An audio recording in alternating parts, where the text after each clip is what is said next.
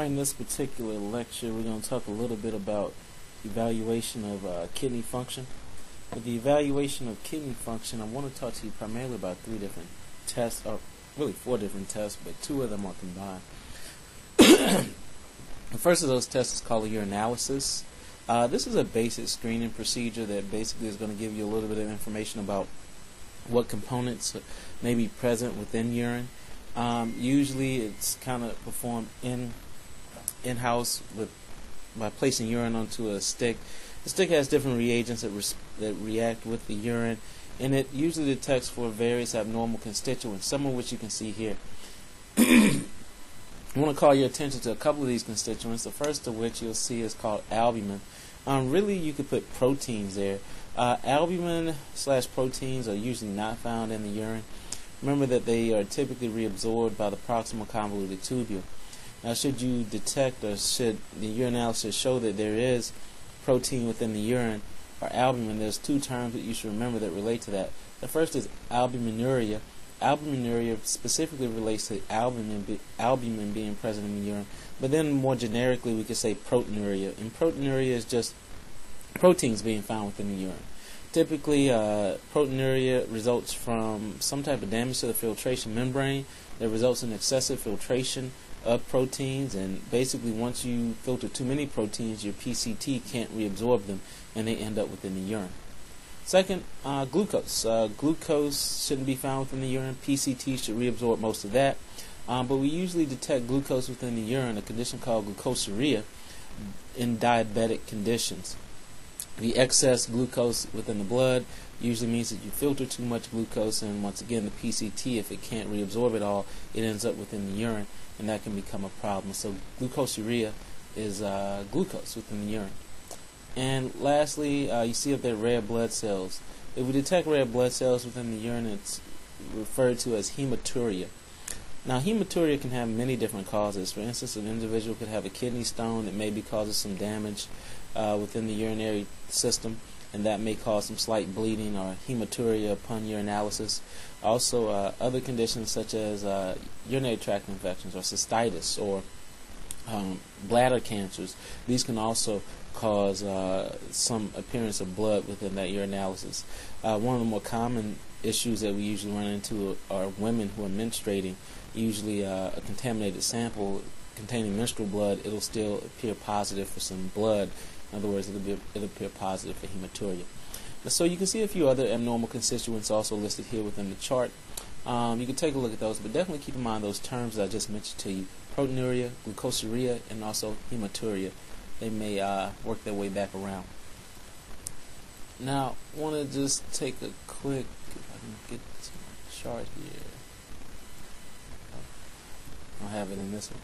I just want to say a couple of words very quickly here about the appearance of urine. Because although we do use the urinalysis kind of as a standard test, we do also consider the physical appearance of urine. Usually it should be fairly translucent, usually anywhere from colorless to various ranges of yellow or amber, depending upon the level of water within it. More water, usually a little bit clearer. Obviously, if you have more concentrated urine, usually you'll see more of a deeper, darker yellow, gold, amber type color to it. Usually urine is anywhere from odorless to mildly aromatic in smell. And if you look in your book, there is a table. I don't have it in this set, but it lists for you things like the specific gravity and things like this. But those physical characteristics of urine can all be altered based upon various conditions. For instance, if a person is under antibiotic treatment, usually with an antibiotic called vancomycin, which is metabolized by the kidneys, the urine can take on a reddish color. Sometimes simply the ingestion of various food items like asparagus may change the smell of the urine.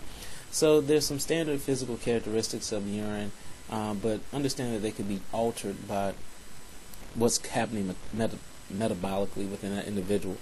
Next, we'll just quickly mention two blood tests that are performed. They're called blood urea nitrogen and also creatinine. They're kind of done in combination with each other. Obviously, these are a little bit more invasive, the reason being that you have to actually draw blood, venous blood, in order to do this.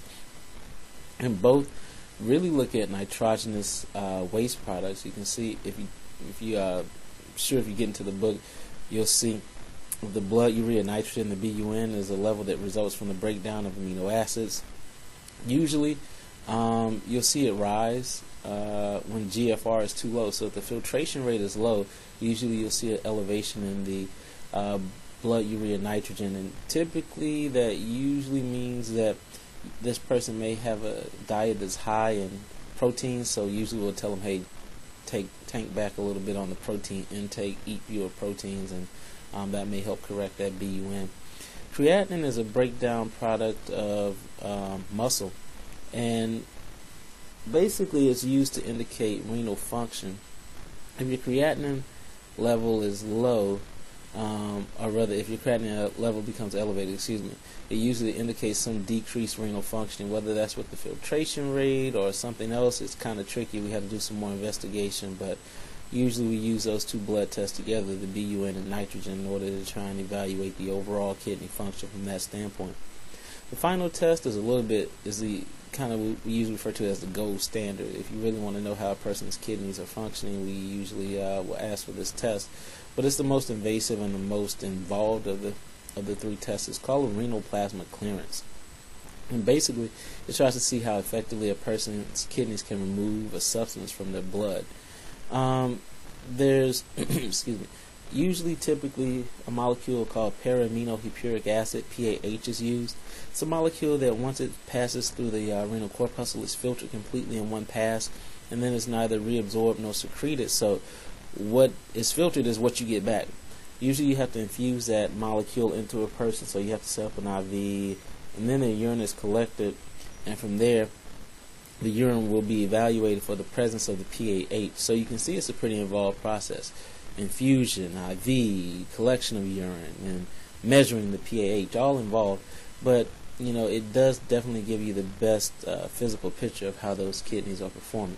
So those are your three tests. You got your urinalysis, simple tests, commonly done in usually any physical exam.